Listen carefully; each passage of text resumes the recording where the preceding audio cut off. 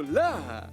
Hoje eu recebo um diretor que transita entre muitas estéticas para criar seu universo animado.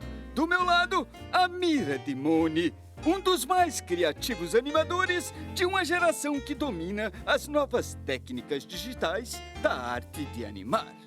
Amir, prazer em recebê-lo aqui no meu programa, meu caro. O prazer é todo meu de finalmente conhecer o internacionalmente famoso Stilpen.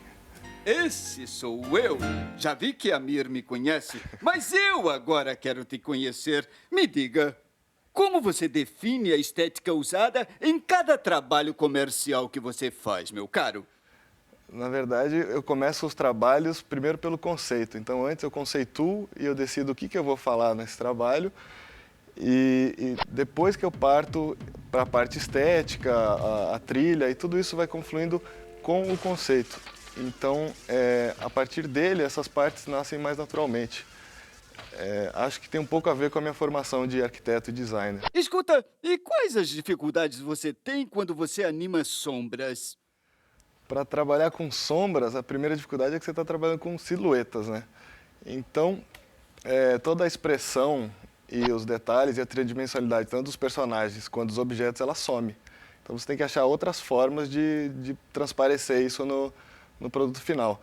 Mas isso também acaba sendo um facilitador na parte prática, porque você pode usar, como são apenas massas pretas, você tem muito mais facilidade para transformar ou para manipular essas imagens. E uma outra coisa instigante que você fez foi a peça de teatro. Interessante aquelas animações interagindo com os atores. Me diga aí, como a animação deve ser usada no teatro, hein? Quando eu e o Ricardo Karman, o diretor da peça Biliri e o Pote Vazio, a gente estava planejando as animações para a peça, o nosso principal desafio era como fazer um personagem ao vivo, um ator, contracenar com uma animação bidimensional, preto e branco e fria, né?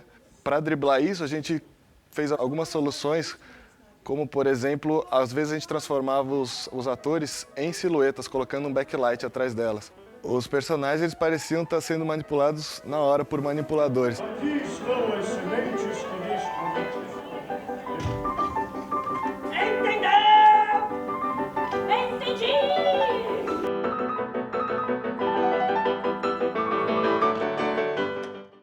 O seu novo filme acaba de sair do forno. Como foi fazer esse filme, hein, meu caro? O Linear é um filme, é um curta-metragem que ele trata da vida de um serzinho bem pequenininho, de 2 centímetros de altura, que carrega um grande rolo. Eu até trouxe o rolo aqui. Opa, isso é que é um material de arte.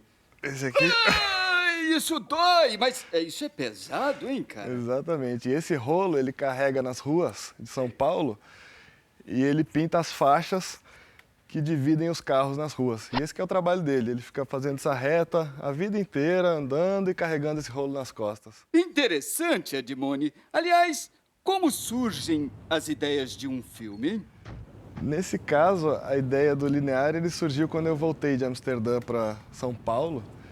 E eu fiquei meio... Amsterdã é uma cidade tão pequenininha, de repente São Paulo é uma cidade enorme. Eu me senti tão pequenininho ali, fazendo trabalho de animador, que é um trabalho também que você tem que ficar suando e carregando e trabalhando.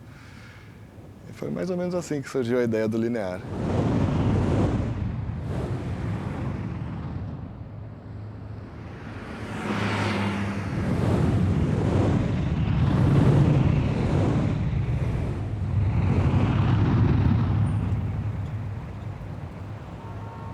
Como é que foi misturar cenas documentais que você gravou em Amsterdã com animação 2D e 3D? O Monkey Joy ele surgiu de uma forma um pouco reversa. Eu sabia onde eu queria começar e onde que eu ia terminar, só que o roteiro ele tinha um monte de buracos, que eram cenas genéricas que eu precisava preencher com as cenas gravadas em Amsterdã. Então eu saía pelas ruas, ficava gravando o cotidiano da cidade, ficava vendo as pessoas e quando eu via alguma cena que pudesse caber no filme, ela voltava e entrava no storyboard. Daí, tendo todas essas cenas gravadas, eu montei um filme completo que depois foi inserida todas as animações 2D e 3D tanto animados por mim quanto pela Birdo. E teve muito espaço para improvisos no filme? Então, o improviso ele surgia nessas horas da rua, porque eu ficava ao acaso ali esperando as cenas acontecerem. Então, por exemplo, uma cena que um macaco sai do elevador, foi porque eu estava andando com o tripé, eu vi uma pessoa tirando um lixo da casa dela e isso foi absorvido pelo filme. Amira Dimoni, de que fala o filme Monkey Joy? Uma primeira camada seria ele falando do consumismo e de produtos que são descartados, mas a parte principal dele é uma realidade bem europeia, ele fala um pouco do problema mais do consumo de pessoas, um problema de imigração que está acontecendo na Europa, onde os imigrantes vêm, eles são convidados e depois, quando eles não têm mais nenhuma função, eles são descartados. E agora com vocês, Monkey Joy.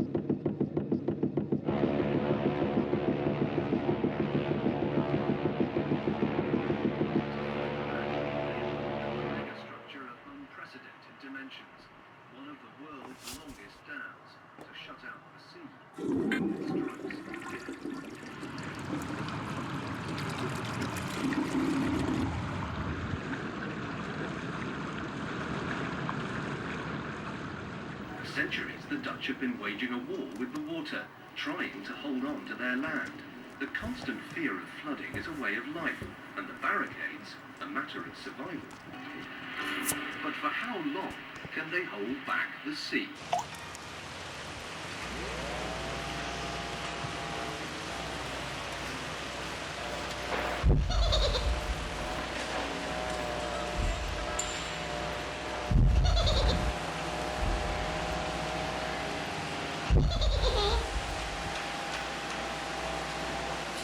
Risk of a watery wipeout. Ja, dat is een heel groot probleem. Die tsunami van islamisering die ik noemde. Een tsunami vergelijken met mensen die hier naartoe komen.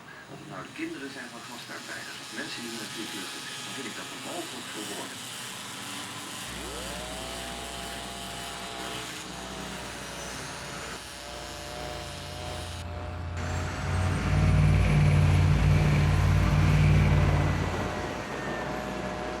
Can't find that smile inside you anymore? Needing some primitive happiness again? Fill your life with joy, with Monkey Joy. 100% Dutch designed, Monkey Joy is the ultimate life quality enhancer. Monkey Joy, that little cheering ape that was missing in your home. God created Earth, but the Dutch created Monkey Joy.